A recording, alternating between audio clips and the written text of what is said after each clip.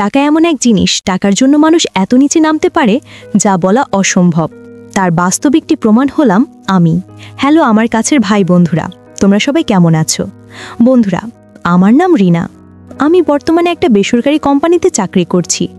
কিন্তু বন্ধুরা, আমার মা বাবার ঘরে আমি একমাত্র সন্তান।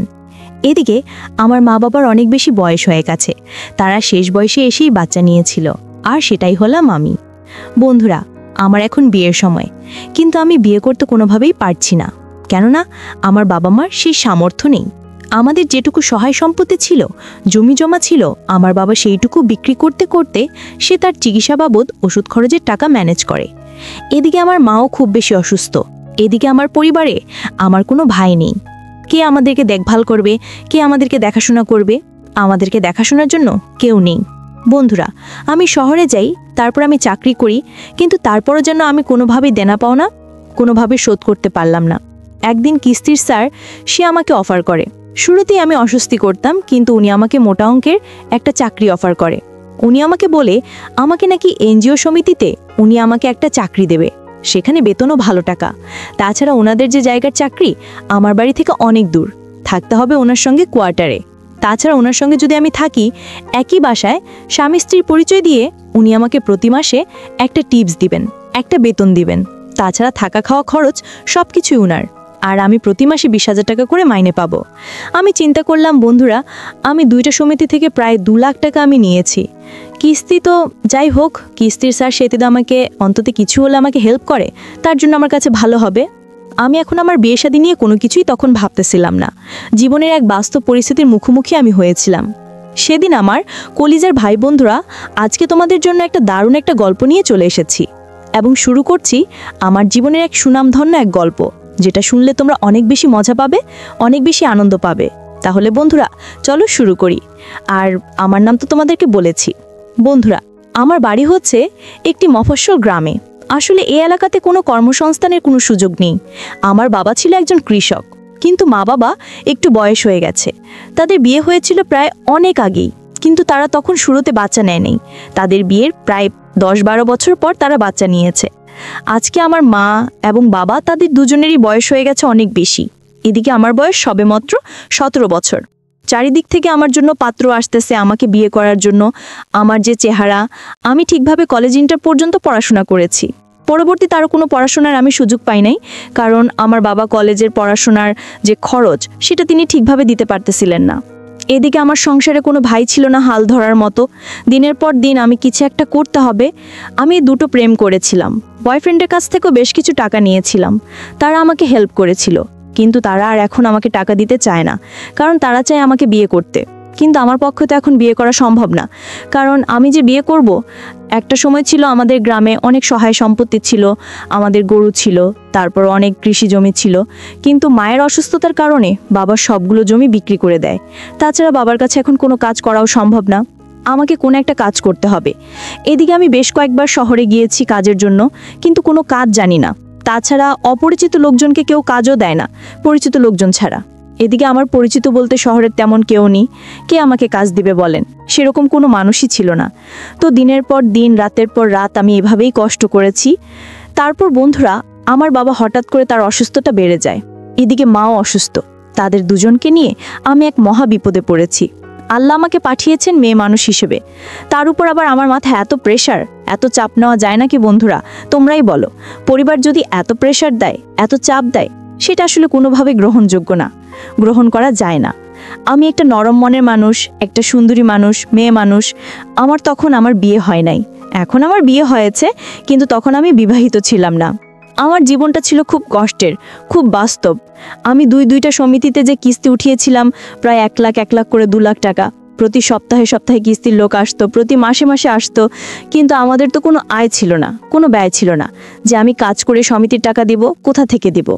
মা বাবার অপারেশন করতে গিয়েই তো সব টাকা শেষ করে ফেলেছি। এদিকে আমি কোনো কাজ করতে পারছি না, কিন্তু প্রতি সপ্তাহে কিস্তির লোকজন এসে প্যারা দিত, জ্বালা দিত। আমি তাদেরকে 1 মাস 2 মাস 3 মাস কিস্তি দেই না, কিন্তু এভাবে চলতে পারে না। তারপর বন্ধুরা, আমাদের বাড়িতে মানে আমাদের গ্রামে একজন মেম্বার সাহেব ছিল। আমি ওনার বাসায় মাঝে মধ্যে কাজ করতাম। ওনার অনেকগুলো জমি আছে, ধান কৃষি এগুলো কাজ করতাম, রান্না বান্না করে দিতাম সব কিছু। তো উনি আমাকে কিছু একটা টাকা মাইনে দিত। 5,000 4,000 টাকা, ওই বাসার কাজের লোক যেগুলো বলে আর কি। তো এই টাকা দিয়ে তো আমার পোষায় না। আমার প্রতি মাসে কিস্তি দিতে হতো 10,000 টাকা, কিন্তু এদিকে কিস্তিওয়ালারা আমাকে হুমকি পর্যন্ত দিয়েছে, তারা নাকি আমার নামে মামলা করবে। আমি টাকা পয়সা দিতে পারছি না। আমি একদিন এক সমিতিওয়ালাকে বাসায় এনে চাটা খাওয়ানোর পর আমি তাকে বললাম, ভাই দেখেন, আপনারও তো পরিবার আছে, এখন আমি কি করব ভাই, দেখেন আমার তো চেষ্টা করছি ভাই, দেখেন একটা বাসায় কাজ নিয়েছি, মেম্বারের বাসায় উনি আমাকে 5,000 টাকা দেয়, আমি দুইটা সমিতি থেকে আসলে টাকা উঠিয়েছি, আপনাকেও 5,000 টাকা দিতে হয়, ওনাকেও 5,000 10,000 টাকা দিতে হয়, ভাই আমার পক্ষে সম্ভব হচ্ছে না, আমি কি করব বলেন। সেদিন আমার মা বাবা ছিল ঘরের ভিতরে, তারা অসুস্থ, আর আমি সমিতিওয়ালাকে ঘরের ভিতরে নিয়ে এসেছিলাম তাদেরকে ভালোভাবে বুঝে এবং তাদেরকে বুঝ দেওয়ার জন্য, এবং আমি একজনকে চা দিয়েছিলাম সঙ্গে। সেদিন আমার মাথায় খুব টেনশন ছিল বন্ধুরা। আমি সেদিন পরেছিলাম একটা সালোয়ার কামিজ, একটা 3 পিস, কিন্তু আমি সেদিন বাসার ভিতরে ছিলাম, তো যার কারণে আমি সেদিন ওড়না পরি নাই। আসলে আমার মাথায় কোনো কাজ করছিল না। উনি সেদিন আমাকে দেখে উনি আমাকে একটা অফার করে, ওনার মাথায় একটু কাজ করে, মানে অন্যরকম একটু কাজ করে। উনি সেদিন আমাকে দেখে আমার জন্য উনি বেশ পাগল হয়ে যায়। আমাকে বলতেছিল, রিনা তুমি এত সুন্দর একটা মেয়ে, তোমার এত চাপ, এত প্রেশার, সত্যি এটা খুব কষ্টদায়ক। আচ্ছা দেখো রিনা, এখানে তো আমারও কিছু করার নেই, দেখো আমি এই এনজিও অফিসে চাকরি করি, আসলে তোমরা যদি টাকা না দাও তাহলে আমারও চাকরিটা থাকবে না, আমারও বউ বাচ্চা কাচ্চা আছে, দেশে এখানে থাকি, এখন কি করি বলো তো। সেদিন আমি তার হাত ধরে রিকোয়েস্ট করে বলেছিলাম, আমি তার কাছে যেতেই আমার গালগুলো, আমার মুখটা তার মুখের সামনে চলে যায়। হঠাৎ করে সে আমার সৌন্দর্য দেখে আমার জন্য পাগল হয়ে যায়। সে আমাকে একটা অফার করলো। সে আমাকে বলল, রিনা ঠিক আছে, তোমার আগামী 6 মাসের কোনো কিস্তি দিতে হবে না, আমি তোমার 6 মাসে কিস্তি দিয়ে দিব, কিন্তু বিনিময়ে একটা শর্ত আছে। আমি তখন কিস্তিওয়ালা, যার নাম ছিল রবিন, আমি তাকে বললাম, রবিন স্যার কেমন শর্ত? সে আমাকে বলল, এই ধরো আমার তো বউ বাচ্চা কাচ্চা দেশের বাড়িতে থাকে অনেক দূরে, সেইখানে তো আর এখন খুব একটা বেশি যাওয়া পড়ে না বুঝছো, ওই 6 মাস পর পর একবার যায়, আসলে তোমাদের এখানে এলাকাতেই থাকি, ব্যাচেলার মানুষ, ভালোও লাগে না, তারই না তুমি যদি আমাকে একটু খুশি করতে পারো, আমাকে যদি একটু আনন্দ দিতে পারো, হ্যাঁ আমি তোমার কিস্তির টাকা প্রতি মাসে আমার নিজের গাড়ির থেকে আমি সেটা দিয়ে দিব তোমার, আর এই টাকা দিতে হবে না 6 মাস পর্যন্ত, আমি তোমার কাছে আসব না, কিন্তু হ্যাঁ প্রতি সপ্তাহে 2-3 বার তুমি আমাকে খুশি করতে হবে। আমি বললাম, স্যার আমি আপনাকে কিভাবে খুশি করব, আমি ঠিক আছে আপনাকে আমি রান্নাবান্না করে খাওয়াবো। সে আমাকে বলতেছে, না রান্নাবান্না করে দিলে হবে না, অন্য কিছু করতে হবে। আমি তখন কিস্তিওয়ালা স্যার রবিনকে বললাম, অন্য আর কিভাবে আপনাকে খুশি করব স্যার, আমার কাছে আর কি কোনো উপায় আছে বলেন। তখন সে আমাকে বলল, হ্যাঁ তোমার কাছে দারুণ এক সুবিধা আছে, দেখো তুমি যে সুন্দরী, তাছাড়া তোমার এখনো বিয়ে হয় নাই, তুমি একটা কুমারী একটা মেয়ে, একেবারে পুরো রসে রসে ভরা, তুমি শোনো, তুমি যদি আমাকে খুশি করতে পারো, মানে আমার সঙ্গে যদি তুমি ওই কাজটা করতে পারো, আমাকে যদি তুমি তৃপ্তি দিতে পারো, আমার স্ত্রী এখন আমার কাছে নাই, তুমি যদি আমার স্ত্রীর চাহিদাটা পূরণ করতে পারো, তাহলে তোমার হয়ে আমি টাকাটা দিয়ে দিব। আমি তখন স্যারকে বললাম, এইটা কি সম্ভব নাকি? না আমার এখনো বিয়ে শাদী হয় নাই, আমি এটা করতে পারবো না স্যার, দেখেন আমি গরিব হতে পারি কিন্তু শরীর বিক্রি করতে হবে এরকম মানুষ কিন্তু আমি না স্যার, আপনি মনে হয় মানুষ চিনতে ভুল করেছেন, আপনি আমাকে যেরকম ভাবতেছেন আমি কিন্তু মোটেও এরকম মানুষ না। তখন রবিন স্যার একটু রেগে গেল, রেগে গিয়ে বলতেছে, আচ্ছা তাই নাকি, তুমি ওইরকম মানুষ, হ্যাঁ ঠিক আছে তুমি প্রতি মাসে যেন আমি টাকাটা পাই, এই মাসের টাকাটা জলদি করে দাও। তখন আমি স্যারকে বললাম, ঠিক আছে স্যার আমি আপনার টাকা দিয়ে দিব, আমাকে 2টা দিন সময় দিন। 2 দিন পর আমি কিভাবে টাকা দিব আমি কোনোভাবেই বন্ধুরা বুঝতে পারছিলাম না। আমি তো রবিন স্যারকে বললাম যে আমি তার টাকাটা 2 দিন পর দিয়ে দিব, এদিকে আমার 3 মাসের কিস্তি জমা হয়ে আছে, আমি কি করব? আমার মাথায় যখন কোনো কিছুই কাজ করছিল না, এইভাবে একবার যত কিস্তি সারের কাছে শরীর বিক্রি করেই ফেলেছি। হ্যাঁ, তো এইভাবে যদি আরও বেশি করে যদি শরীর বিক্রি করি তাহলে তো কোনো সমস্যা নেই, সমস্যা আছে যেহেতু একবার শরীরটা বিক্রি করে দিয়েছি, তো আরও ভালোভাবে যদি শরীরটা বিক্রি করি তাহলে তো কোনো সমস্যা নেই। তখন আমি একটা অন্য কিছু চিন্তা করলাম, কি করা যায়। ওই আমার আরেকটা কিস্তি সমিতির স্যার আছে, উনি আমার কাছে টাকা পাবে, তো উনি প্রতি মাসে আমার কাছে আসতো, তো উনি একটু ভালো মানুষ ছিল, তো উনি আমার কাছে বলতো না। তো একদিন আমি তাকে বললাম, সে আমাকে বলতেছিল, রিনা এভাবে আর কতদিন, দেখো আজকে প্রায় অনেক দিন হয়ে গেছে, ঠিক আছে, তোমার কিস্তির টাকা দিতে হবে। আমি অফিসের বসকে আর কোনোভাবেই কোনো কিছু বলতে পারছি না, এইভাবে গেলে আমার হয়তো চাকরি দেওয়ার থাকবে না। দেখো রিনা, তোমার মা বাবা সবাই অসুস্থ, এই জন্য আমি স্যারকে এতদিন বুঝিয়েছি, কিন্তু এখন আমি আর আমার অফিসের বসকে কোনোভাবেই বুঝাতে পারছি না। তার তো শুধু টাকা লাগবে, টাকা লাগবে, সে তো টাকার জন্য প্রচুর পরিমাণে চিৎকার চেঁচামেচি করে। এবার মনে হয় আমার চাকরিটাও থাকবে না। আমি তাকে বললাম, তার নাম ছিল সজীব, আমি তাকে বললাম, সজীব ভাই, আপনি একটা কাজ করেন, আপনার অফিসের বসের কাছে আমাকে নিয়ে যাবেন। সে আমাকে বলল, কেন, তুমি সেখানে গিয়ে কি করবে? দেখো ওনার মাথায় এমনিতেই গরম আছে, তুমি যদি টাকা না দাও আর ওনার সামনে যাও তাহলে আরও বেশি খারাপ হয়ে যাবে। আমি তখন তাকে বললাম, আচ্ছা ভাই, আপনি এত কিছু চিন্তা করেন না, চলেন আপনাদের অফিসে যাই, তারপর আপনিও স্যারের সঙ্গে আমি দেখা করি, দেখি সে কি বলে আমাকে। তারপর বন্ধুরা আমি গেলাম সেখানে। যাওয়ার পরে তার যে অফিসের বস, উনি মনে হয় ম্যানেজার, এই এনজিওর অফিসের ম্যানেজার। তখন আমি তার কাছে যাওয়ার পরে আমি তার অফিসে গেলাম, গিয়ে আমি দরজা লাগিয়ে দিলাম। সে আমাকে বলল, দরজা লাগানোর দরকার নেই। আমি বললাম, আছে। তখন সে আমাকে বলতেছে, হ্যাঁ তোমার নাম যেন কি, রিনা না? আমি বললাম, জি স্যার। তখন সে আমাকে বললো, 1 লাখ টাকা কিস্তি নিয়েছো, কি ব্যাপার, টাকা পয়সা দিতে হবে না? হ্যাঁ, না হলে তো তোমার সুদ আরও বেড়ে যাবে। আমি বললাম, স্যার কি করব, কোনো কাজ কাম নাই, দিতেও পারছি না, একটা চাকরি বাকরি খুঁজছি কিন্তু কোথাও চাকরি বাকরি পাচ্ছি না, আসলে আমার মা বাবা খুব অসুস্থ, আমি দিতে পারছি না। তখন ওই মোটা তাজা বেটাটা আমাকে বলতেছে, দেখো গরিব অসহায় মা বাবা অসুস্থ, এগুলো কিন্তু ব্যাংকের লোকজন শুনবে না, আর তারা এগুলো শুনতে বাধ্যও না, ঠিক আছে, আমারও কিন্তু বস আছে, তারা এগুলো শুনবে না, তো তোমাকে তো দিতে হবে, না হলে আমাদের আইনানুগ যে ব্যবস্থা, আমরা সেই ব্যবস্থা নিতে কিন্তু বাধ্য হব।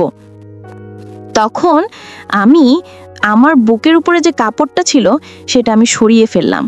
আমি সরিয়ে বললাম, এখানে হাত দিয়ে বললাম, স্যার একটু যদি আমাদের দিকে দেখতেন, ঠিক আছে, হ্যাঁ আপনার তো অনেক টাকা বেতন, আপনাকে আপনার চেহারা দেখে মনে হচ্ছে স্যার আপনাকে আপনার বউ আগের মতো তেমন ভালোবাসা দেয় না, আপনাকে আপনাকে আপনাকে তেমন মায়া করে না স্যার, আমি কিন্তু আপনাকে অনেক ভালোবাসা দিতাম, অনেক মায়া করতাম, একটা সুযোগ দিয়ে দেখেন না। সে আমাকে বলতেছিল, না এটা তুমি কি বলতেছ? তারপর বন্ধুরা আমি তার কাছে চলে গেলাম, গিয়ে তার কোলে বসে পড়লাম এবং তাকে আমি আদর করা শুরু করলাম। সে আমাকে বলতেছে, বাহ তুমি তো দেখতেছি 1 ক্লাসে সে গিয়ে, তোমার মতো এইরকম এত সাহসী মেয়ে আমি এই প্রথম দেখলাম। আমি তো সত্যি কথা বলতে তোমাকে আমার বেশ পছন্দ হয়েছে, কিন্তু আমার একটু ভয় করছিল। আমি বললাম, কোনো কিছু ভয় নেই স্যার, আমি আপনাদের সমিতি থেকে 1 লাখ টাকা নিয়েছি, আর আপনার তো বেতন নিম্ন 3-4 লাখ টাকা তো আছেই, এই 1 লাখ টাকা তো আপনার কাছে কোনো বিষয় না। এটা স্যার আপনি কি আমার এই 1 লাখ টাকা পরিশোধ করে দিবেন? বিনিময়ে আপনি যা বলবেন আমি আপনার জন্য তাই করব। আপনাকে আমি আমার কাপড় এই দেহটাই দিয়ে দিব। কতদিনের জন্য চান? আর স্যার আমাকে একটা চাকরির ব্যবস্থা করে দিলে আমি সারা জীবন আপনার প্রতি কৃতজ্ঞ থাকব। তখন সে আমাকে বলতেছে, তাই নাকি? আচ্ছা। তারপর বন্ধুরা ওই দিন সে অফিসে যত লোকজন ছিল সবাইকে ছুটি দিল, বলল সবার আজকে ছুটি। তারপর বন্ধুরা সে অফিসের দরজা লাগিয়ে ওই দিন প্রায় অফিসের ভেতরেই 2 ঘন্টা আমার সঙ্গে পার্সোনাল টাইম কাটিয়েছে। সে আমার সঙ্গে ওই দিন 2 ঘন্টা পার্সোনাল টাইম কাটানোর পর সে বুঝে গেছে আমি যে কি জিনিস। সে তখন আমাকে বলতো, বাহ রিনা, তুমি তো বেশ চমৎকার, সত্যি তুমি যেইভাবে আজকে আমাকে নিজের করে নিলে, যেইভাবে আমাকে তুমি আদর ভালোবাসা দিলে, এইভাবে তো কখনো আমার স্ত্রীও আমাকে এত সুখ দেয় নাই। জানো, স্ত্রী বেশি অধিকার দেখায়, বেশি দাবি দেখায়, ওর কাছে গেলেই ওই শপিংয়ে যাও, এইটা করো সেইটা করো, হ্যাঁ, তারপর হচ্ছে শুধু প্যারা দেয়, আসলে ঠিকভাবে তো ভালোবাসা দেয় না। আর যখন জানো প্রসঙ্গে যখন রাতে ঘুমায় তখনও ভালোবাসা দেয়, তখনও ঘুমিয়ে পড়ে, কি বলে না বলে, আমার মনে হয় অন্য কারোর সঙ্গে প্রেম করে, কিন্তু কিছু বলতে পারে না, বিয়ে করা বউ। তুমি আজকে আমাকে এই অফিসে যে আদর দিলে, তোমাকে যদি আমার বাড়িতে একটা দিন পেতাম তাহলে তো তুমি আমাকে মনে হয় আরও অনেক বেশি আদর দিতে, তাই না? আমি তখন কিস্তি স্যারকে বললাম, এই বসটাকে বললাম, এই একটা দিন সুযোগ দিয়েই দেখেন না স্যার, আর আপনি আমার এই টাকাটা মাফ করে দেন, আর আমাকে একটা চাকরির ব্যবস্থা করে দেন, আমি যাতে চলতে পারি, তারপর দেখবেন আপনাকে একেবারে সুখের দুনিয়াতে আমি ভাসিয়ে দেব। ওই ব্যাটা থাকলো, আর এত কালো রে ভাই, কি বলবো। যা হোক, সে তো আমার প্রেমে একেবারে পুরো দেওয়ানা হয়ে গেছে, পুরো পাগল হয়ে গেছে। এরপর সে আমাকে বলল, ঠিক আছে তোমার লেখাপড়া আছে কতদূর পর্যন্ত? আমি বললাম ইন্টার পর্যন্ত। সে আমাকে বলল, তোমাকে একটা এনজিওতে চাকরি দিলে আমার অফিসে তুমি কি চাকরি করবে? আমি বললাম করব মানে স্যার, আমি তো অবশ্যই করব, তবে আপনার পাশাপাশি থাকলে ভালো হবে, আপনার দেখভাল করতে পারবো। তখন সে আমাকে ওই অফিসে একটা চাকরি দেয় এবং তার ডেস্কের সাথেই, মানে ওই অফিসের ভিতরেই আমাকে থাকতে হবে। তার যখন মন চাইবে সে আমাকে আদর করতে পারবে, ভালোবাসতে পারবে বা আমাকে ভোগ করতে পারবে সে, এরকম একটা সুযোগ সুবিধা ছিল। বেতনও মাশাল্লাহ 20,000 টাকা। তখন আমি অনেক খুশি। আমি বাড়িতে এসে আমার আম্মা আব্বাকে বললাম যে আমি তো চাকরি পেয়ে গেছি বাবা, এবার থেকে আর তোমাদের কোনো সমস্যা হবে না, আমি এখন থেকে তোমাদের মুখে খাবার তুলে দিতে পারবো। আমার বাবা এই কথা শুনে তার চোখ দিয়ে জল পড়তেছে, মাও দেখলাম কান্না করতেছে। আমি বাবা মাকে বললাম, তোমরা আর কান্নাকাটি করো না, তোমরা আমাকে জন্ম দিয়েছো, এইটাই তো অনেক। আমার বাবা মা তারা আমার মুখের দিকে তাকিয়ে বলতেছে, রে মা, তোকে তো শুধু পৃথিবীতে জন্মই দিলাম, তোর জন্য বাবা মা হিসেবে আমরা তো কোনো কিছুই তোর জন্য করতে পারলাম না, ঠিকভাবে তোকে মানুষও করতে পারলাম না। তোর বিয়ের বয়স, অথচ তোকে একটা ভালো করে বিয়ে শাদী দিতে পারতেছি না। বাবা হিসাবে আমি যে কি করে মুখ দেখাবো সমাজে। আমি তখন আমার বাবাকে বললাম, বাবা চাকরিটা তো পেয়ে গেলাম, বাড়ির একেবারে কাছে, একবার শহরেও গেলাম, সেখানেও অত চাকরি হইল না, তোমরা আমার জন্য আর টেনশন করো না, এখন দেখবে আমি অনেক টাকা ইনকাম করব। আমার কথায় আমার বাবা বেশ খুশি হলো। তো বন্ধুরা, আমি আসলে বুঝে গেছি এই দুনিয়াতে আসলে যোগ্যতার চেয়ে বেশি মূল্য হচ্ছে যেই মানুষ শরীর বিক্রি করতে পারে, যেই মানুষ দালালি করতে পারে, যেই মানুষ তেল মারতে পারে। কারণ এই দুনিয়াতে বর্তমানে যোগ্যতার কোনো মূল্য নেই, আমি বুঝে গেছি। আমি অনেক জায়গায় যোগ্যতা দিয়ে চাকরির চেষ্টা করেছি, অনেক জায়গায় গিয়েছি, কিন্তু পরিচিত লোকজন না থাকলে, দালালি না করলে, তেল না মানলে আসলে চাকরি হয় না। আর আপনি যদি মেয়ে হন তাহলে দালালিও চলবে না আর তেলগিরিও চলবে না, আপনাকে ডিরেক্ট শরীর বিক্রি করতে হবে। তাছাড়া এই শহরে আপনার জন্য থাকার যোগ্যতা রাখে না। আমি তখন বুঝে গেছি যে এই সমাজ আসলে মুখোশ পরা মানুষ অনেক বেশি। তারা দিনের আলোতে ভালো মানুষের মুখোশ পরে থাকে, আর রাতে তারা সেই ভালো মানুষের মুখোশটা খুলে হয়ে যায় এক অন্যরকম মানুষ। মানুষের দুটো চেহারা, সেটা আমি খুব ভালোভাবেই বুঝে গেছি। মানুষ সামনাসামনি এক আর পেছনে আরেক। সামনে আপনার সঙ্গে ভালোগিরি দেখাবে আর পেছনে আপনাকে কুড়াল মারবে। তো আমিও এই রাস্তা বেছে নিলাম, কারণ আমি শহরে যখন চাকরি করতে গিয়েছিলাম সবাই আমাকে দেখে সবাই আমার দেহের লোভে পড়ে যায়, সবাই আমাকে প্রেমের অফার দেয়, কেউ আমাকে বিয়ে করতে চায় না, সবাই আমাকে লুব্ধ চায়, আমাকে বুক চায়, আমাকে খেতে চায়, আমাকে এক রাত খেতে চায়, কিন্তু সারা জীবনের জন্য কেউ আমাকে চায় না। এইটাই ছিল আমার সবচেয়ে বড় কষ্ট। আর সেখান থেকে আমিও বুঝে গেলাম যে উপরওয়ালা আমাকে এত সুন্দর একটা দেহ দিয়েছে, শরীর দিয়েছে, তাহলে আমি কেন এই শহরের মানুষগুলোর মতো অবহেলায় পরিণত হব? আমার এই শরীর বিক্রি করব, যতদিন বিক্রি করা যায় আমি ততদিন বিক্রি করব, পরে না হয়ে আমি সব কিছু ক্ষমা চেয়ে নেব, মাফ চেয়ে নেব। তারপর বন্ধুরা, এভাবেই চললো আমার জীবন। আমার দুইটা কিস্তি ছিল, সেই দুইটা কিস্তি এখন আমার নেই, সেগুলো সব ক্ষমা হয়ে গেছে। আর এখন আমি ওই কিস্তির অফিসেই চাকরি করি। আর ওই যে আমাদের বস ছিল একটা মোটা তাজা কালো, তো উনি আমাকে যখনই ফোন করে আমি তার অফিসে যাই, যাওয়ার পর তার সঙ্গে তার ডেস্কে পার্সোনালভাবে 1 ঘন্টা, আধা ঘন্টা, 2 ঘন্টা সময় কাটাই। মাঝে মাঝে উনি ওনার স্ত্রীকে দেশের বাড়িতে পাঠিয়ে দেয়, ওনার মা বাবার কাছে। তো তখন বাসা পুরো খালি দেখে ওনার বাসাতেও যায়। তবে উনি আমাকে বকশিশ দেয়। মানুষটা খচ্চর হলেও খুব ভালো। উনি আমাকে প্রচুর পরিমাণে বকশিশ দেয়, টাকা দেয়, তাছাড়া আমি যা চাই তাই দেয়। এখন আমার টাকা পয়সার কোনো কিছুর অভাব নেই, সব কিছুই আছে। তো এই দুনিয়াতে একটা জিনিসই প্রমাণ করার, সেটা হচ্ছে আমরা সবাই মুখোশ পরে থাকি, আমরা ভালোর অভিনয় করি। আমরা আসলে বাস্তবে কেউই ভালো না, ভালোর অভিনয় করি। ঠিক আছে, সব হচ্ছে লীলা খেলা। তো বন্ধুরা, আজকের গল্পটা তোমাদের কাছে কেমন লাগলো অবশ্যই চাইলে তোমরা আমাকে কমেন্ট করে জানাতে পারো। আর এই ধরনের আরও নিত্য নতুন গল্প শুনতে চাইলে সেটাও আমাকে কমেন্ট করে জানাতে পারো। বন্ধুরা, আমি সবসময় একটা কথা বলি, যারা আমার অডিয়েন্স আছো, যারা আমার গল্প শুনো, তোমরা আসলে কেমন গল্প শুনতে চাও, তোমাদের কেমন গল্প পছন্দ, চাইলে তোমরা আমাকে সেটা কমেন্ট করে জানাতে পারো। আমি তোমাদের পছন্দ অনুযায়ী নতুন নতুন গল্প তৈরি করব। তোমরা আমাকে কমেন্ট করে জানাও, আমি নতুন গল্প নিয়ে তোমাদের জন্য খুব শীঘ্রই হাজির হচ্ছি। তো দেখা হচ্ছে বন্ধুরা।